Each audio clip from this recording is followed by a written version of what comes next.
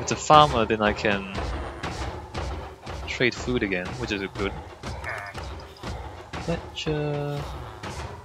Alright, let's go sit in the mob grinders for a while after this.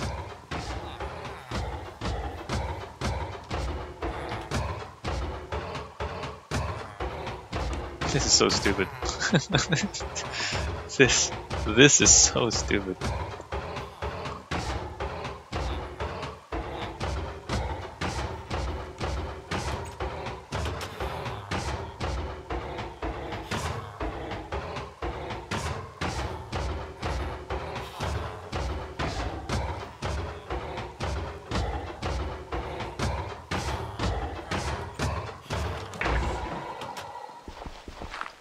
Destroyed. And while I'm here, maybe I should check what I can get on the weapon. What kind of enchantment I can get on the weapon. Yeah, alright, let's go put the stuff away. Sand. And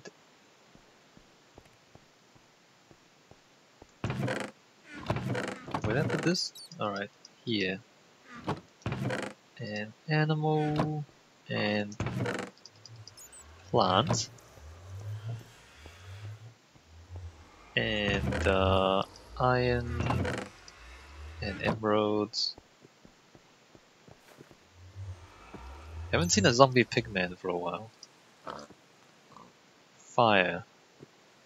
Fire's not useful because our mob grinders rely on drowning. So if we use them at the mob grinder, you set them on fire and then they immediately are put out. So that's kind of useless for us. Alright, let's go sit in the mob grinder until we get maybe like 2 stacks. Although you don't need that much string for the Fletcher guy. Like 4 stacks of rotten meat? Maybe? And then like 2 stacks of string? Maybe? Anyway, this first. So what do we have here? Oh, we have a bunch of stuff already. Good. Hey, that's cool. And then we just swipe at the feet.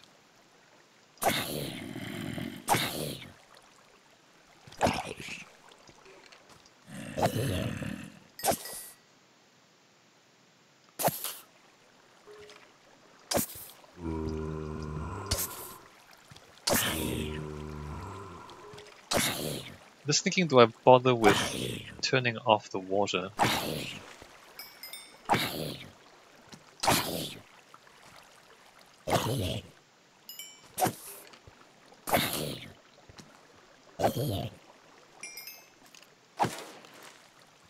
Oh, there's a skeleton too. Hey, welcome.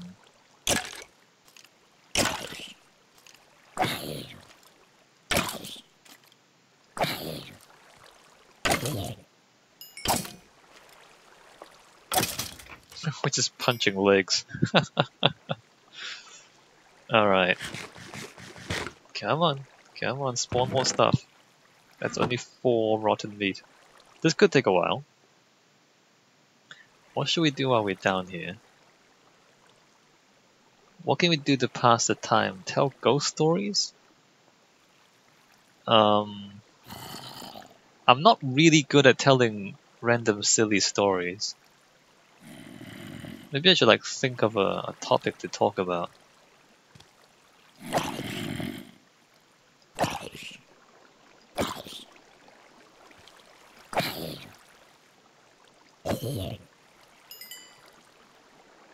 So one thing that's kind of, it's still topical and it will be until it gets solved, is online abuse. Like which I think is a policing problem. You know, like there's a small percentage of people when they're on the internet and they're anonymous will go around like issuing death threats and rape threats and doxing people and swatting people. So like when like in any population, right, a certain percentage of people are gonna be assholes, right? That's just how people are. And the question for a society is, how do you deal with assholes? And the internet doesn't yet have a decent answer for how to deal with assholes. Like outside of the internet, like if somebody punches you in the face, I mean, punch them back, right, or defend yourself. But that's not really the answer. Well, I mean, the societally acceptable answer is to call the police. You call the police come along and they say, well, what happened? You say, well, he punched me in the face. And so then the police will arrest him, or her, or whoever, and you can charge them with assault. And if there's evidence, if there's witnesses, they get charged with assault. They go to prison, maybe they get a restraining order put on them. And so there's enforcement, right? And if somebody, okay, that zombie just spam up this. So if there's some sort of rule breaking in society, like that's the recourse, police and courts. But there's a certain, like physical, like people in the real world have physical bodies, and so you can restrain physical bodies, right? If you like just kind of take someone's computer away, then they can't access the internet anymore. Or like if you lock them up, you send them to prison, they can't move anymore. On the internet and in video games, sometimes like if people are toxic and bad and rude and abusive, I mean you might like ban someone, for example. Let's say you ban someone from Twitter, but they can make another account. Or if you ban their IP address, first of all, you're assuming that their IP is static, which it might not be. And secondly, even if it's a static IP and you ban that, they might just go through a proxy. So there's like on the internet, there's no, like when you don't have a physical body to restrain, it's much less viable to exclude them, because they can just they can get around things. It's like you put someone in prison, but the prison is not locked. Like the doors of the prison are not locked. Well, then they just kind of escape from prison, right? They just escape from prison, and then they continue being an asshole. And then you can catch them again, lock them up again, but they just walk straight back out of the prison. So in the real world, it's like as if the prison has no locks, and that's not gonna work.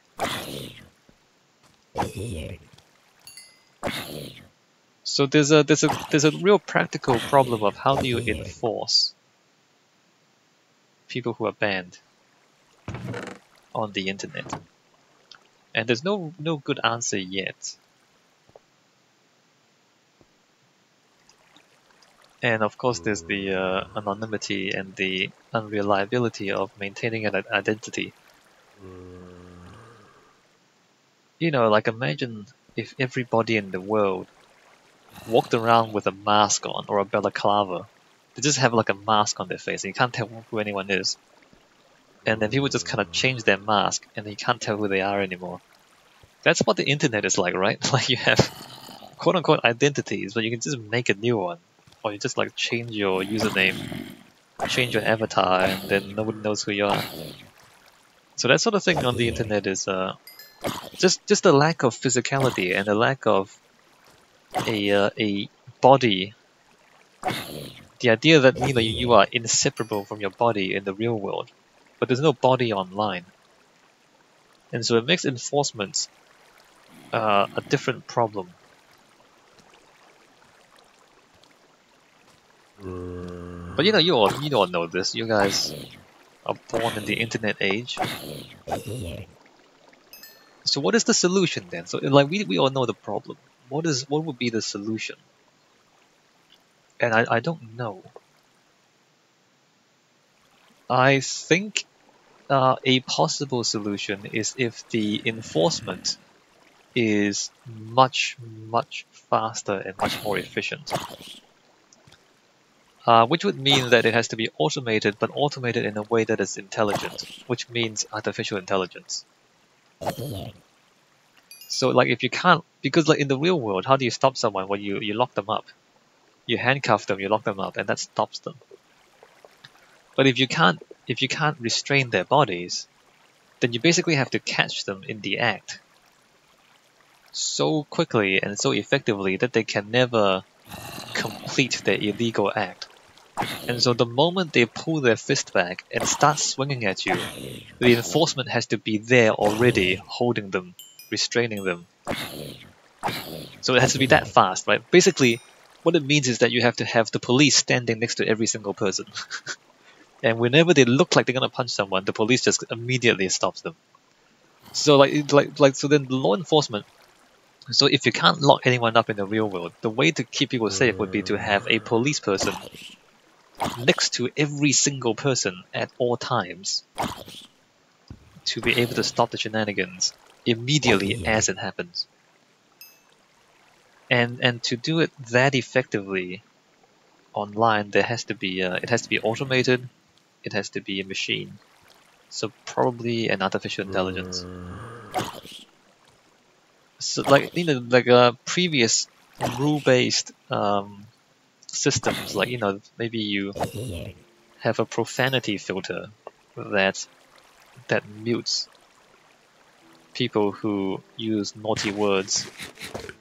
But then people can think of ways around the profanity filter, like they kind of use leet speak or they misspell the words and things like that. So, so for any static rule-based system, people are too smart and they'll adapt. And that's why I say you need artificial intelligence, because you need the artificial intelligence to learn the tricks people are using to get around the system. And the system has to be smart enough to understand what those tricks are to be able to get around them. And you might say, well, that doesn't seem reasonable. I mean, computers aren't that smart. Well, they're getting smarter. Computers are almost at the point where they're going to drive cars on the road. I mean, driving cars is not trivial. And antivirus programs are an interesting thing. Because antivirus programs are kind of advanced these days. I mean, there's the usual signature-based protection where they try to match all the programs in your computer against a known database of viruses. But that database just gets bigger and bigger and bigger all the time. And it doesn't stop emerging threats. But a good antivirus program also has a heuristics-based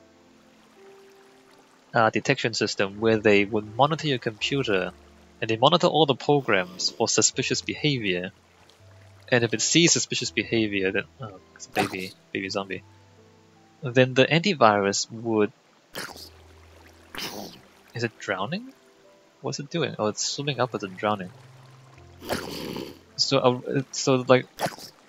an advanced antivirus program also has a heuristics a heuristic system where it looks for suspicious behavior, and if there is suspicious behavior, it will just block it, even though it doesn't know for sure it's a virus. It just stops it. And you might say, well, that's it's not quite the same as online interactions between people. Well, you're right. It's not quite the same, but it's again it's a little bit complicated. Like it's not as complicated, but it's a little bit complicated, and that is kind of viable. And at the same time, the learning systems these days, for example, IBM Watson and whatever AI Google is making. I mean, Google makes a lot of AIs. They can recognize images. IBM Watson won Jeopardy against humans. So, I mean, Jeopardy is not just a trivia show, but it's also like understanding the context of, understanding riddles is basically what Jeopardy is. So the computer kind of understood riddles and was able to beat humans at riddles, which is not a trivial thing. If you consider that, if you just kind of adjust that a little bit and you say, well, can IBM Watson understand verbal abuse? Like if it listens to a person talking, is a system like IBM Watson or Google DeepMind is the Google's AI. It's like a Google DeepMind or IBM Watson. Can you train those AI systems so that over time they can figure out when a person is being abusive? And I think the answer is yes. I mean, if a computer can drive a car, I think it can figure out abuse, because abuse, I mean, sure, maybe it won't catch 100% of it, which fine, but most abuse is kind of simple. Like it's a certain it's a certain type of language, it's a certain tone of voice, certain type of words where. But it requires the computer to kind of understand syntax and understand language. For example, if somebody says your vacuum cleaner sucks, or it says your mother sucks, my penis, like so can the computer tell the difference between me saying your vacuum cleaner sucks pretty hard, or your mother sucks? Like that's like so. So we're asking the computer to understand sucking in the context of the sentence, right? And I think computers can do that, or at least they're close to be able to do that, given the advances in AI recently. I know that Google DeepMind is working towards medicine, and IBM Watson too. So these rich white computer engineers make this learning system, and both teams, both Watson and DeepMind, the teams have decided that the most cost-effective application, like the first application for their system, should be to improve medicine, to help doctors diagnose people and to help doctors manage large numbers of patients, which you can't really argue with that. Like, improving healthcare is good. And it seems to be because you're dealing with the human body, and the human body is, although, I mean, there's a lot of different bodies and every body is different. But there are certain patterns to every body, like, you have a head and two arms, you have a heart and two lungs and a liver and a stomach. So there's a certain pattern to how the human body is arranged. And so then the computer can recognize patterns like that relatively reliably. So both Google and IBM are applying their new AIs to medicine. But at the same time, it's not actually that difficult to develop a neural network, a learning algorithm. I mean, there are open source frameworks for stuff like that. You just need a lot of computers to hook up into a supercomputer. And I don't know, like, you can put together one of these things for several $1 million, I'm pretty sure. Like, if you have a smart enough computer engineer working for you. And I'm looking forward to the day when they can apply it to things like online abuse. Just have the computer learn what verbal harassment on the internet looks like. And then just use that to start identifying who the assholes are. And once you get that to a reasonable reliability, you can just start banning people. Or just have the computer block certain messages preemptively based on what the computer understands to be abuse. I think that'll be a good thing. And I think it can work. And again, we're not talking about the rule-based systems of the past where you just kind of try to block penis and fuck. And just kind of block individual words and shit and just block the word, which doesn't work, right? Because people figure out the ways around filters like that. But actually have an AI that can understand the context of what people are saying. And not only to understand, but also to learn. So the AI just continues to monitor what people are saying all the time and be able to learn language. I think that would be fascinating. As I said, if a computer can learn to drive, what's to say that a computer can't learn language?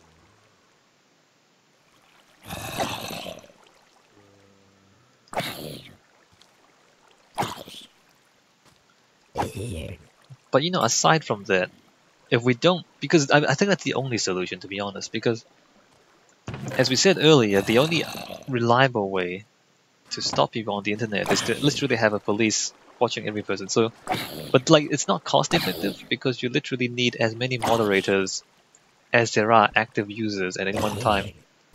Because there's the cost of causing the offense, and then there's the cost of remedying the offense, right? So there's those two things. And the cost of causing the offense is just so much cheaper than the cost of remedying it.